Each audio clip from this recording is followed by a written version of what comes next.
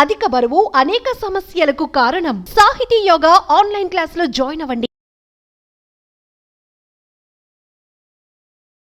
Welcome to Suman TV. ఈరోజు మనతో పాటు ఉన్నారు ప్రముఖ యోగా గురు యోగిని అరుణాదేవి గారు. అరుణాదేవి గారు నమస్తే అండి. నమస్తే అండి. సో రైస్ తినాలంటేనే అందరూ భయపడిపోతున్నారు. అనారోగ్య సమస్యలు వస్తాయని అసలు రైస్ని పక్కన పెట్టేసి మిగతా మిల్లెట్స్ ఇలాంటివి తీసుకుంటూ ఉన్నారు. యాజ్ ఎ యోగా గురువుగా మీరేం చెప్తారు? అన్నం పరబ్రహ్మ స్వరూపం అని అంటాం మనం.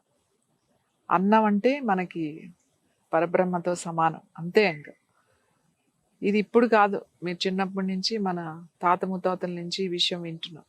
ఇవాళ అన్నం అంటేనే ఒక విషయంలాగా చూస్తున్నారు, ఒక విషయంలా చేసేసారు. అమ్మో అన్నం తినొద్దు, వెయిట్ పెరుగుతావు, అమ్మో అన్నం తినొద్దు, షుగర్ వచ్చేస్తుంది, అన్నం తినొద్దు, ఇది అయిపోతుంది, అన్నం తినొద్దు, అది అయిపోతుంది.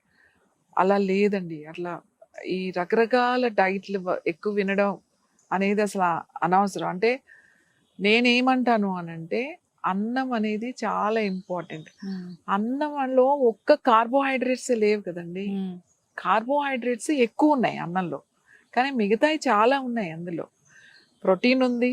అసలు మనకు ప్రోటీన్ ఎక్కువ తీసుకోవక్కర్లేదు తెలుసు. ఇప్పుడు మీకు ప్రోటీన్ డైట్స్ కూడా అని వింటున్నారు. ఎక్కువ ప్రోటీన్, ఎగ్స్ ఎక్కువ తింటాం, లేకపోతే ఏంటది చికెన్ ఎక్కువ తినడం, ఇవన్నీ తినడం, అంటే హై ప్రోటీన్ డైట్ అని తింటున్నారు. రైస్ కట్ చేసి, అంటే కార్బ్స్ కట్ చేసి నో కార్బ్స్ అని హై ప్రోటీన్ తింటున్నారు. అసలు మీకు కార్బోహైడ్రేట్స్ తర్వాత ఎక్కువ ఉన్న తర్వాత రైస్లో ఉన్నది ప్రోటీన్. అంటే ప్రోటీన్ మనకి తక్కువ మోతాదులో ఉంటుంది. జనరల్గా మనకి ప్రోటీన్ డెఫిషియన్సీ ఏమీ రాదు, ఎందుకంటే మన వాళ్ళంతా రైస్ మంచిగా ఇంత తింటారు, ఇంత తింటాం కదండి. పప్పు, సాంబారు, కూర, పచ్చడి అంత తింటాం. కాబట్టి ప్రోటీన్ కూడా బాగానే వస్తుంది, మనకు సరిపడగా ప్రోటీన్ వచ్చేస్తుంది, ఎందుకంటే మనం ఇంక వేరే కూడా తింటాం కదండి. అదే ఈ ఊరికే రకరకాల డైట్లు ఎక్కువ అట్రాక్ట్ అయిపోతున్నారు అందరూ కూడా. నేనేం చెప్తానంటే, మనది రైస్ బాడీస్. మనం చిన్నప్పటి నుంచి అన్నమే తిన్నాం. మీ అమ్మగారు అదే తిన్నారు, వాళ్ళ అమ్మగారు అదే తిన్నారు, వాళ్ళ అమ్మగారు అదే తిన్నారు, అందరూ అదే తిన్నారు. ఇప్పుడు కొత్త డైట్లు ఎందుకు మీరు చేస్తున్నారు, ఎందుకు అలవాటు చేస్తున్నారు? మీకు కొర్రలు తినే అలవాటు ఉందా? లేకపోతే ఇప్పుడు కొత్తగా మీకు ఇప్పుడు సడన్ గా ఇప్పుడు రొట్టెలు తినాలి అనేది రొట్టెలు తింటున్నారు. మనకు అలవాటు ఉందా ఇది? మన వాళ్ళు ఎవరు తినలేదు కదండి. మరి వాళ్ళందరూ బాగానే ఉన్నప్పుడు మనం ఎందుకు ఇవాళ ఇంత వేరే వేరే రకరకాల డైట్స్ ని అడాప్ట్ చేసుకుంటున్నాం? డబ్బులు ఇచ్చి మరి మనం ఇవి డైట్స్, ఇప్పుడు డైటీషియన్ చాలా అంటే ఎక్స్పెన్సివ్ కదండి. ఒక డైట్ ఇచ్చారు అంటే చాలా ఎక్స్పెన్సివ్. అది మీ గురించి ఇప్పుడు నేనేం ఆహారం తీసుకోవాలి అనేది నాకే అవగాహన ఉండాలి. నా బాడీ గురించి నాకు తెలుసు. నేను చిన్నప్పటి నుంచి ఏది తిన్నాను, నాకు ఏది పడదు, ఏది పడుతుంది, నాకు ఏది ఎక్కువ ఉంది, నాకు ఏది తక్కువ ఉంది, ఇవన్నీ నాకే కదా తెలుసు. ఇప్పుడు నేను జనరల్గా చెకప్ చేయించుకుంటే మీకు విటమిన్ డెఫిషియన్సీ ఏంటో కూడా తెలిసిపోతుంది కదా. సో మన డైట్ మనం కదా డిజైన్ చేసుకోవాల్సింది. కొర్రలే తినండి అని అంటే, కొర్రలు చాలా మంది పడక చాలా మందికి స్కిన్ ప్రాబ్లమ్స్ వస్తుంది. ఈ పెయిన్స్ బాగా అగ్రివేట్ అవుతున్నాయి. అవును, ఎంత మందికి స్కిన్ ప్రాబ్లమ్స్ వస్తున్నాయంటే, ఆ స్కిన్ ప్రాబ్లమ్స్ ఎందుకు వస్తున్నాయో అర్థం కావట్లేదు వాళ్ళకి. కొంతమందికి అసలు డైజెషనే అవ్వట్లేదు కొర్రలు.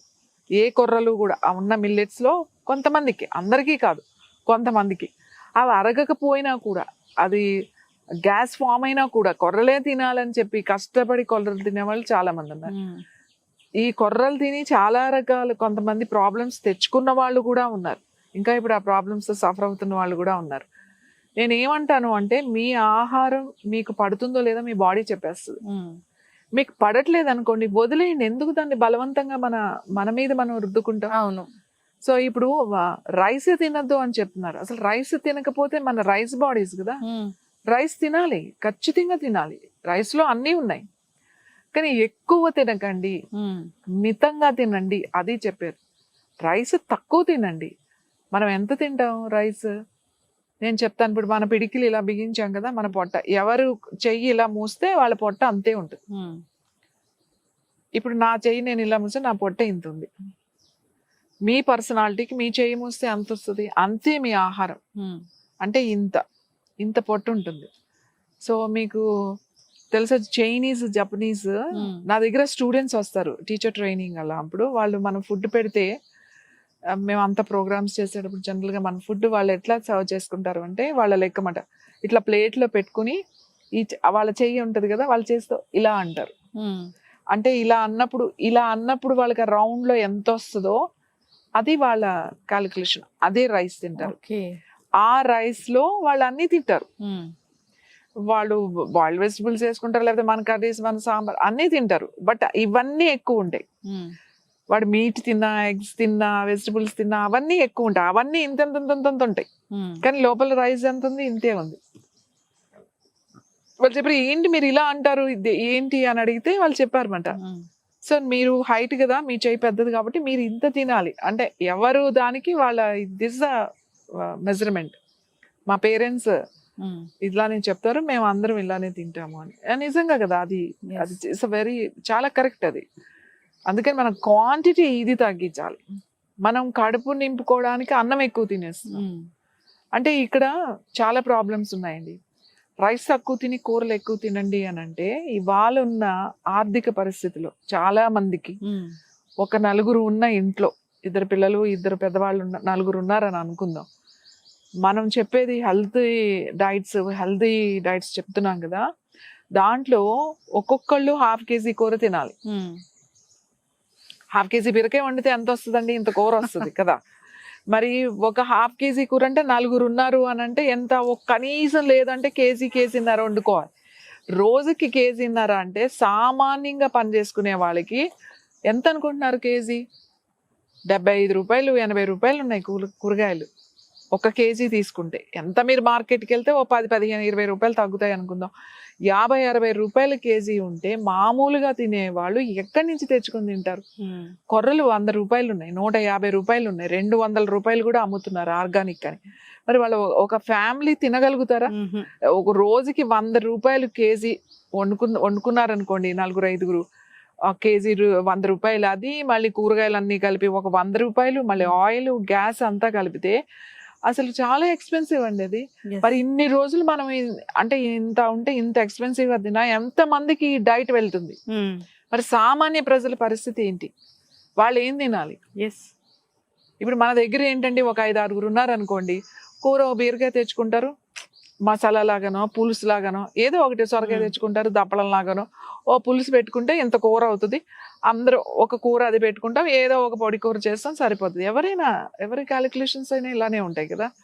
ఒక్కొక్కళ్ళు ఒక్కొక్క సొరకాయ తినాలంటే ఎవరు తింటారండి? ఎవరు ఇప్పుడు రైతులు ఉన్నారు? ఏదో పాదేస్తే ఎవరికి ప్లేస్ ఉంది? ఇన్ని కాయలు కాసేస్తే ఇష్టం వచ్చినట్టు తినడానికి ఇవన్నీ కొనుక్కోవాల్సినవి కదా. మరి ఎంతమంది ఈ డైట్ చేయగలుగుతారు? ఎంతమంది హై ప్రోటీన్ డైట్ చేయగలుగుతారు? ఎంతమంది ఇవి చేయగలుగుతారు?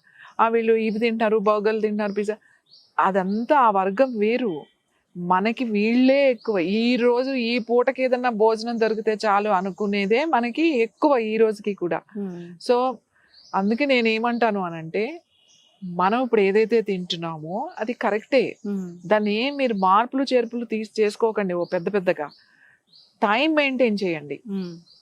రైస్ క్వాంటిటీ కొంచెం తగ్గించండి, వేరే ఈ కూరల క్వాంటిటీ పెంచండి, అంతే. ఈ రైస్ క్వాంటిటీ మనకు అంతే చాలు. ఎంత పడుతుందండి? ఇంత అన్ని కూరలు అన్ని కలిపి ఇంత అవుతుంది. మన పొట్టే ఇంత కదా, అది స్ట్రెచ్ అవుతుంది, ఇంత స్ట్రెచ్ అవుతుంది. కానీ ఇంత స్ట్రెచ్ చేసేస్తున్నాం మనం దాన్ని. ఇంత స్ట్రెచ్ చేసి ఇంత తినేసి కడుపు నిండా అలా తింటా మొదలు పెడితే అది పెరుగుతూనే ఉంటది.